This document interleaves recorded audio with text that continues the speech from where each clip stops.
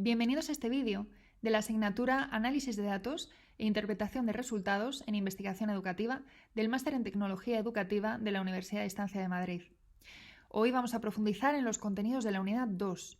En concreto, veremos qué es la inferencia estadística y cuáles son los dos principales objetivos que nos permite alcanzar. Bueno, la inferencia estadística es el conjunto de técnicas que permiten inducir, a partir de la información empírica recogida en una muestra, cuál es el comportamiento de una determinada población, asumiendo un riesgo de error medible en términos de probabilidad. Según vayamos avanzando en el vídeo, os irá quedando más claro a qué nos estamos refiriendo. El propósito para el que empleamos la inferencia estadística en las ciencias sociales y de la salud es doble. Por un lado, está la estimación de parámetros y por otro, el contraste de hipótesis. Como quiero explicaros en profundidad en qué consiste cada uno de ellos, vamos a dedicar este primer vídeo a la estimación de parámetros, mientras que dedicaremos un segundo vídeo por entero al contraste de hipótesis. Bien, como investigadores es natural que estemos interesados en conocer un dato concreto sobre una población. Por ejemplo, el promedio de sesiones de psicoterapia que reciben los pacientes diagnosticados con depresión mayor antes de ser dados de alta. Como resulta altamente costoso o directamente imposible acceder a los datos de todas las personas que han sido diagnosticadas con depresión mayor, lo que se hace es asignar al parámetro el valor concreto obtenido en una muestra determinada de participantes, extraídos de la población de personas diagnosticadas con depresión mayor. En otras palabras, asignamos al parámetro el valor del estadístico. A esta forma de proceder se le denomina estimación puntual de un parámetro. Aquí la letra griega mi, que representa al parámetro media, lleva un acento circunflejo porque de esta manera expresamos que no es el parámetro en sí mismo, sino una estimación de ese parámetro que equiparamos a la media muestral, representada por la letra X con una barra superpuesta. Bueno, siguiendo este mismo ejemplo, supongamos que seleccionamos ahora una muestra formada por 145 sujetos que fueron diagnosticados con depresión mayor y ya han sido dados de alta. Les preguntamos a cada uno el número de sesiones que recibieron antes de ser dados de alta y calculamos un índice de tendencia central, como por ejemplo la media aritmética de esos datos, obteniendo el valor de 96 sesiones. Bien, pues estimar puntualmente el parámetro promedio de sesiones de psicoterapia antes de ser dados de alta implicaría decir que el valor de este parámetro en la población de personas diagnosticadas con depresión mayor es de 96 sesiones.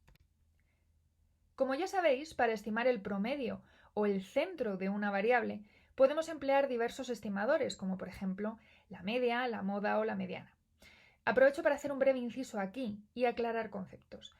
Un estadístico es cualquier función o cualquier cálculo que se haga con los datos recogidos en una muestra, mientras que un estimador es un tipo concreto de estadístico empleado para aproximarnos al valor de un parámetro, para estimar un parámetro, que siempre es desconocido. Bueno, los estimadores pueden variar en cuanto a sus propiedades, lo que los convierte en más o menos adecuados según las características de los datos recogidos en nuestra muestra. Las principales propiedades de un estimador son 5: el sesgo, la eficiencia, la consistencia, la suficiencia y la robustez. El sesgo hace referencia a la diferencia entre el verdadero valor del parámetro y el valor esperado del estimador.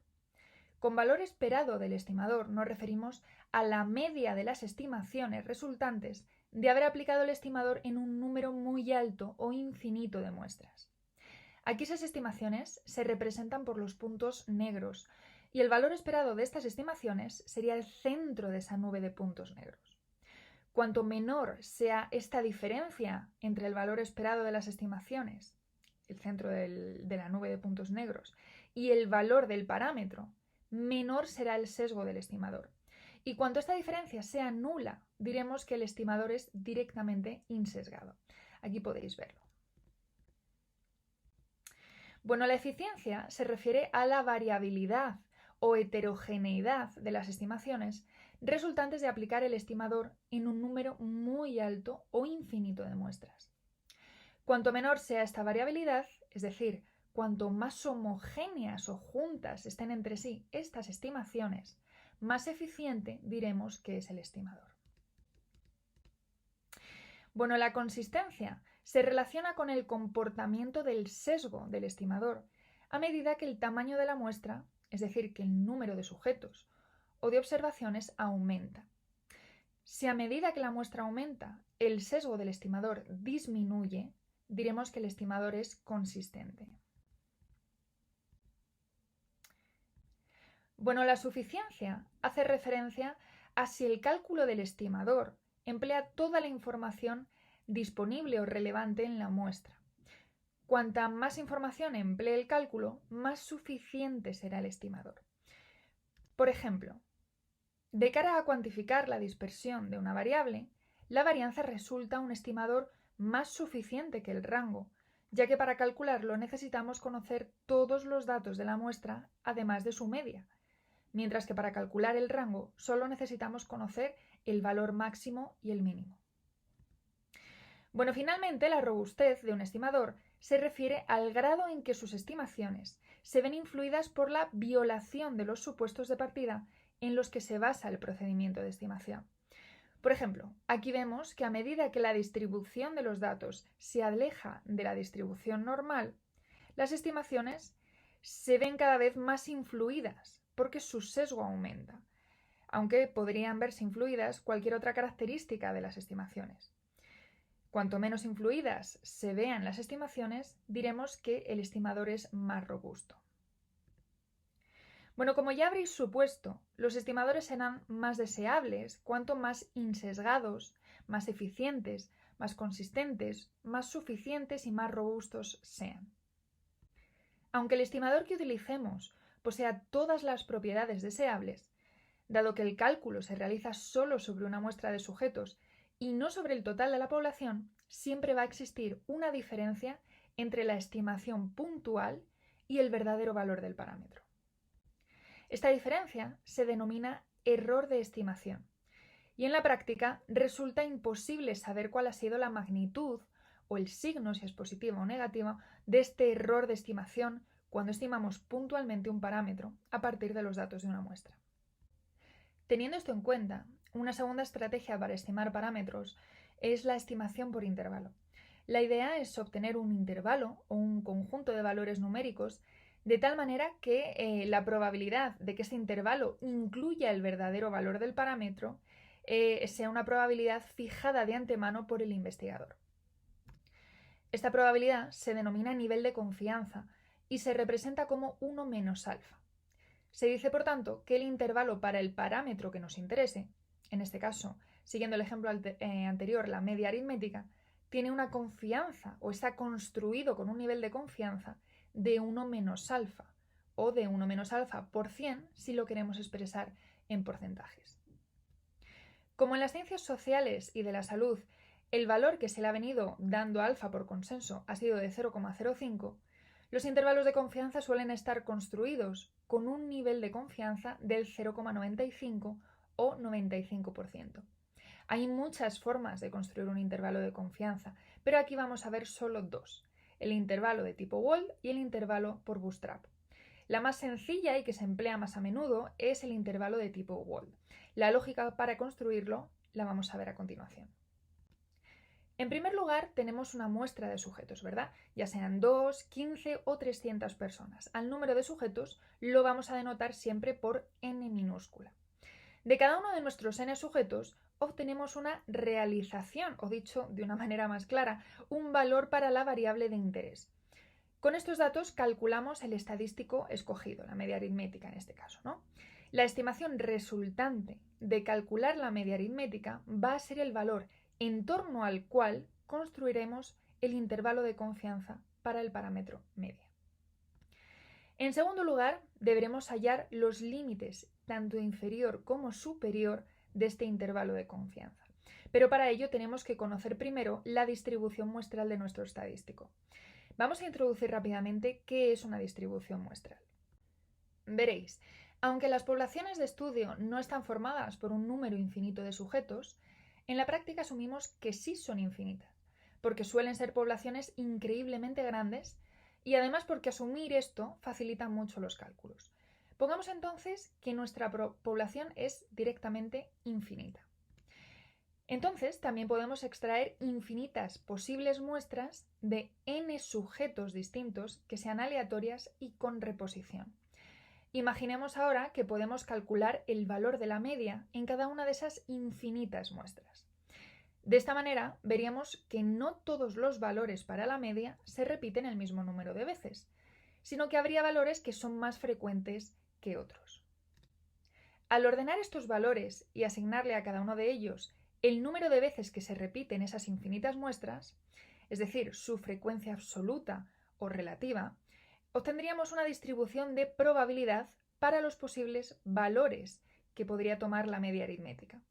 Fijaos en que en el eje X, el eje de abscisas, se representan todos los posibles valores para la media obtenidos en esas infinitas muestras siempre del mismo tamaño, del tamaño n sujetos, que podrían ir desde el valor menos infinito hasta más infinitos.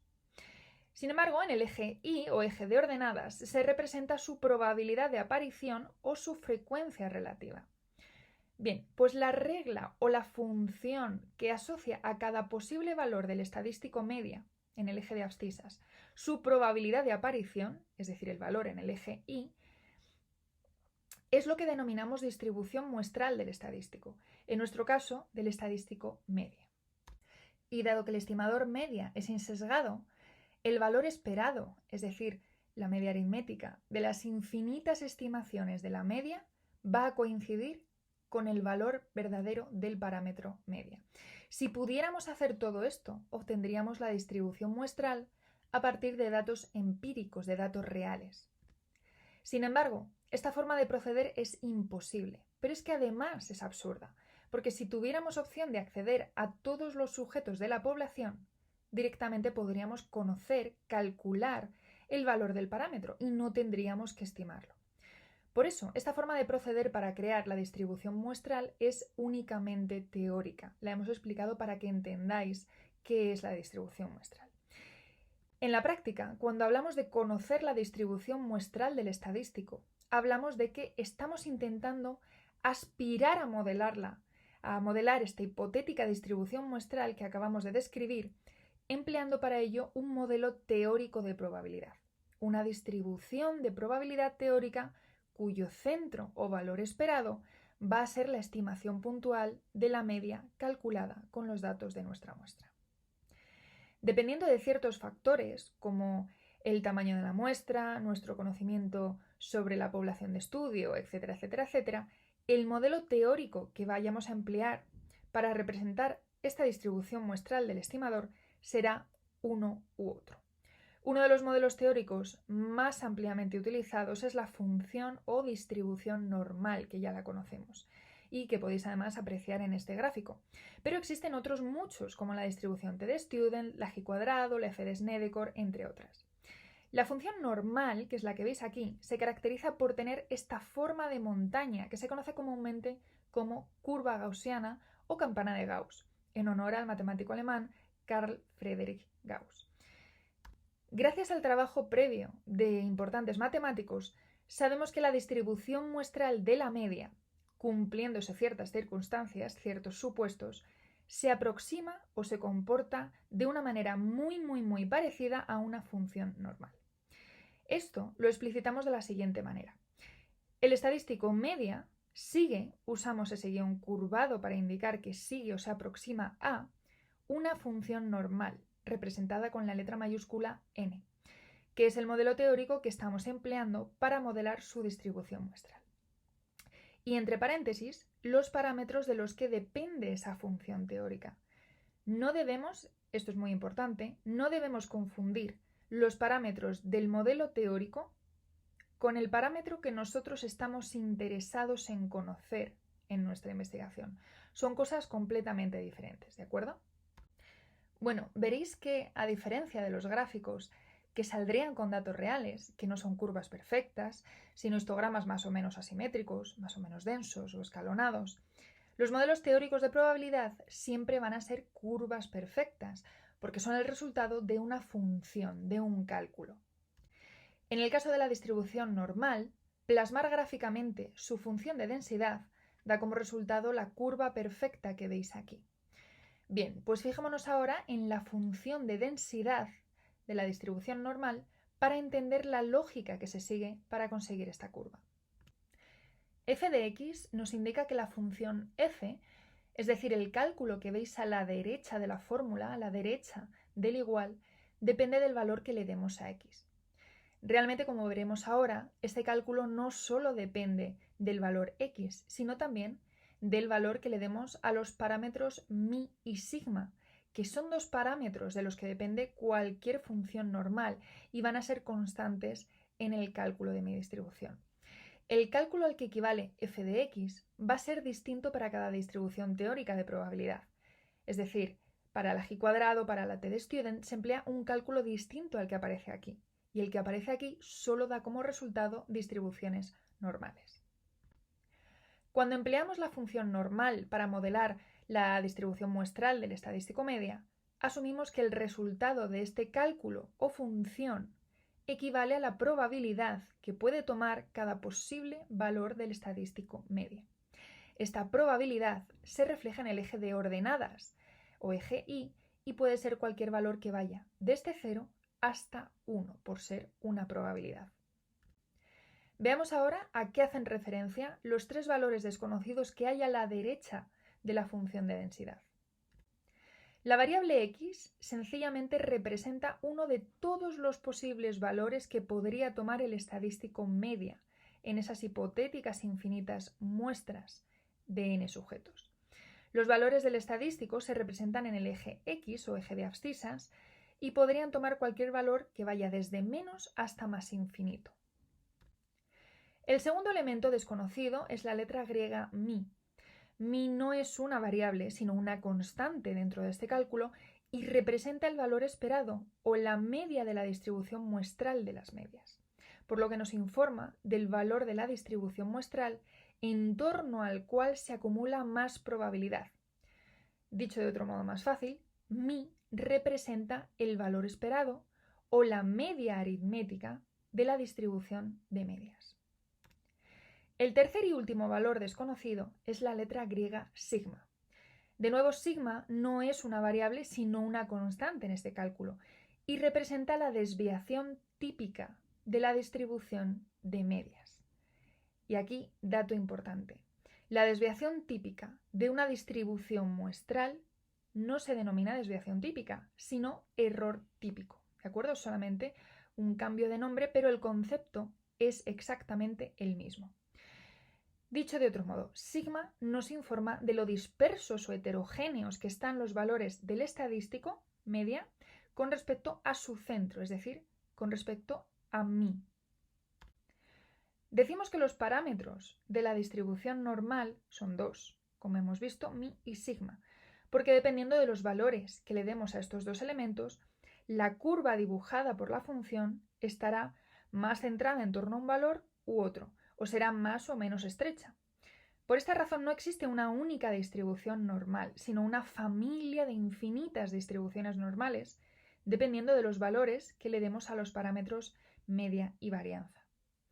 Aquí podéis ver la representación gráfica de la función de densidad de varias distribuciones normales que varían en su valor del parámetro mi o su parámetro media. Y aquí podéis ver varias distribuciones normales con diferente valor, tanto para mi o su media, como para sigma o su error típico, su desviación típica.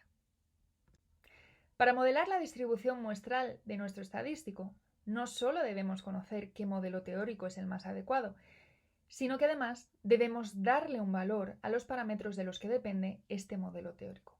En el caso de la distribución normal, mi y sigma. Antes hemos adelantado que el centro del intervalo de confianza y por tanto de la distribución muestral, esto es, el parámetro mi, iba a ser la estimación puntual de nuestro parámetro de interés. Recordemos, el promedio de sesiones de psicoterapia que reciben los pacientes diagnosticados con depresión mayor antes de ser dados de alta. Y como ya sabemos, la estimación puntual coincide con el estadístico media aritmética calculada sobre los datos de mi muestra de sujetos, que siguiendo el ejemplo anterior, eran 96 sesiones. Por otro lado, el error típico de la distribución muestral se calcula de distintas maneras en función de los datos que el investigador conozca de su variable de interés en la población de estudio, y esto es algo en lo que ahora mismo no vamos a profundizar. Pero para continuar con el ejemplo, pongamos que el error típico de la distribución muestral tiene en nuestro caso un valor de 2,5. Una vez hemos modelado la distribución muestral de nuestro estadístico, eligiendo primero el modelo teórico adecuado y segundo dándole un valor concreto a sus parámetros, ya estamos en disposición de hallar los límites inferior y superior del intervalo de confianza. Veamos cómo. Lo primero que tenemos que hacer es decidir cuál va a ser el nivel de confianza. El nivel de confianza es una probabilidad que yo como investigadora debo fijar de antemano y debe ser el valor complementario a la probabilidad máxima de error que yo estoy dispuesta a asumir y que recibe el nombre de nivel de significación y se representa como alfa, la letra griega alfa. Cuando hablo de complementario, quiero decir que juntos el nivel de significación por un lado y el nivel de confianza por otro deben sumar 1, puesto que son probabilidades. Ya hemos dicho antes que el nivel de confianza se expresa matemáticamente como 1 menos alfa, y en psicología y otras ciencias sociales y de la salud suele ser del 95%. ¿Pero a qué equivale el nivel de confianza? Cuando estamos creando un intervalo de confianza, en este caso, para estimar un parámetro, el nivel de confianza equivale a la probabilidad de que el intervalo contenga el verdadero valor del parámetro. Para entenderlo mejor, fijaos en el siguiente gráfico.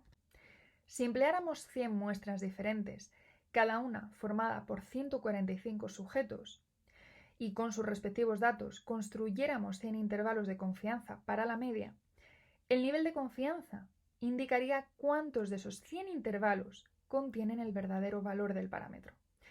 Aquí tenéis representado con una línea roja el verdadero valor del parámetro, de mi de x, donde x es nuestra variable de interés, mientras que los intervalos de confianza están representados como 100 líneas azules.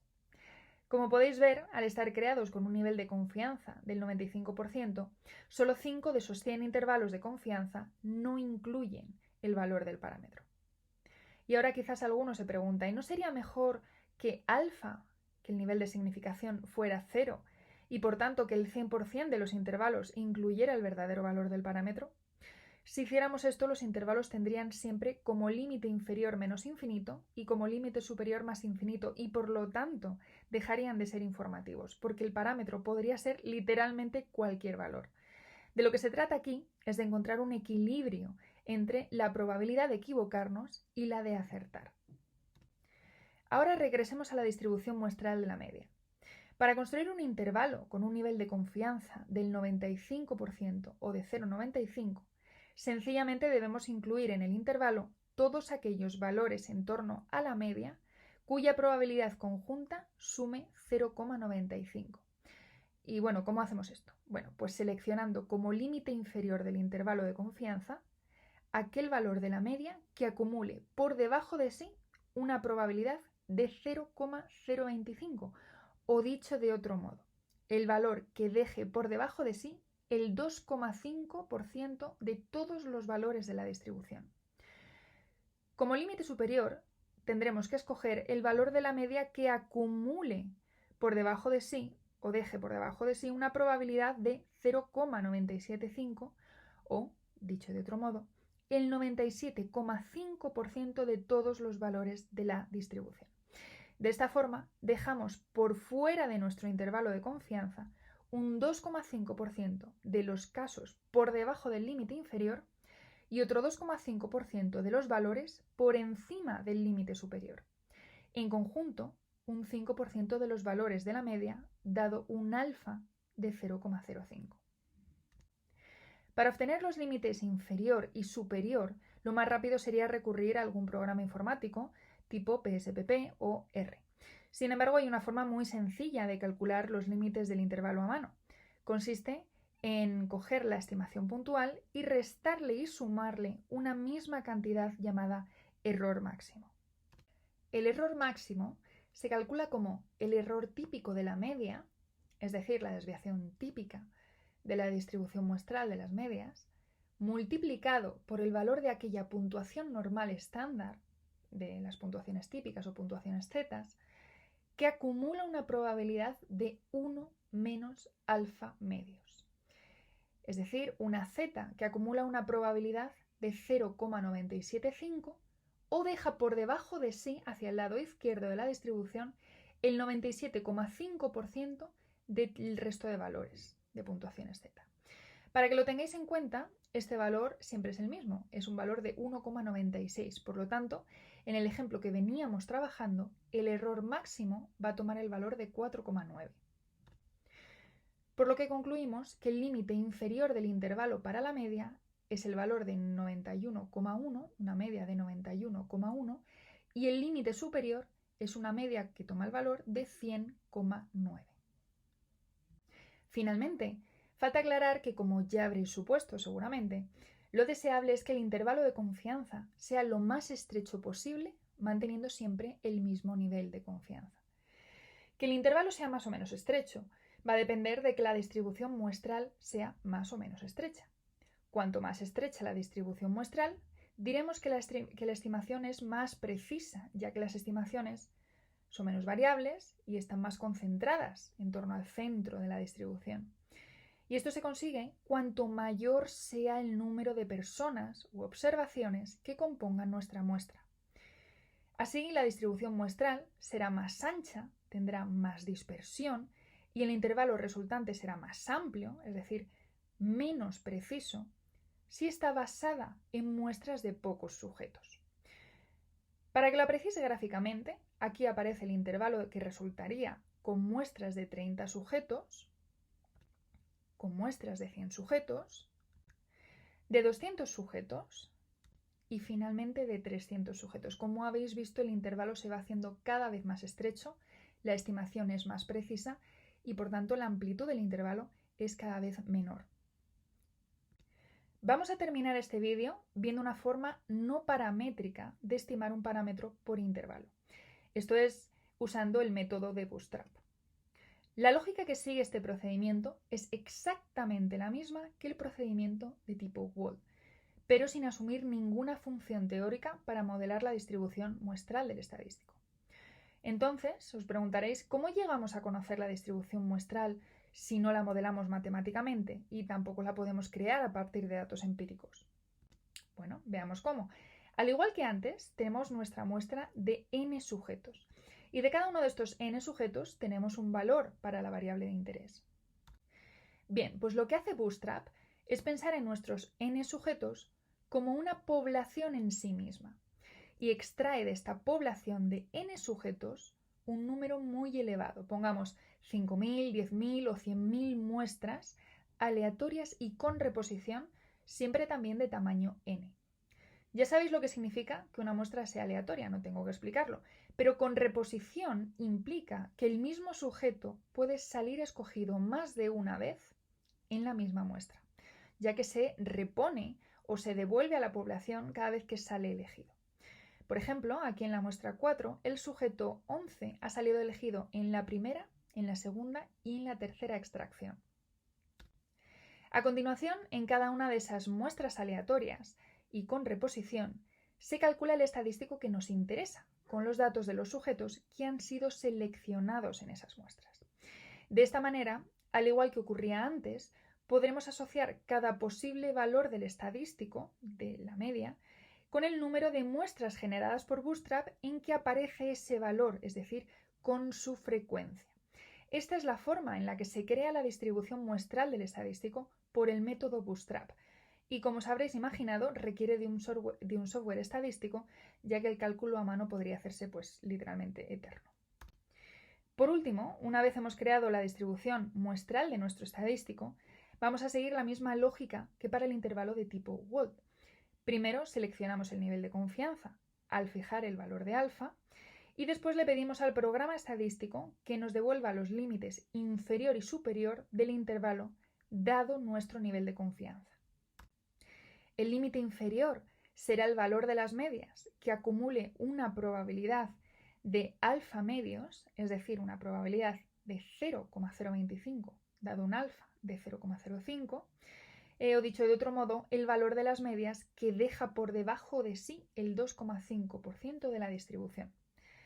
En cambio, el límite superior será el valor de las medias que acumule una probabilidad de 1 menos alfa medios. Esto es una probabilidad de 0,975. Este valor será el mismo que el valor que deja por debajo de sí el 97,5% de todos los valores de la distribución. Finalmente, mencionar que el centro del intervalo obtenido por Bootstrap va a coincidir con la media aritmética obtenida con la muestra original de participantes, es decir, con la estimación puntual del parámetro. Tiene sentido, ¿no? Ya que si todos los participantes de mi muestra original tienen la misma probabilidad de salir seleccionados en cada una de estas muestras generadas por Bootstrap, lo que más abundará en las muestras de Bootstrap serán muestras parecidas a la muestra de participantes original. Bueno, pues esto es todo lo que quería ver con vosotros en este primer vídeo. Espero que os haya resultado útil y os facilite el estudio del contenido de la unidad 8. Muchísimas gracias por vuestra atención y nos vemos en el siguiente vídeo.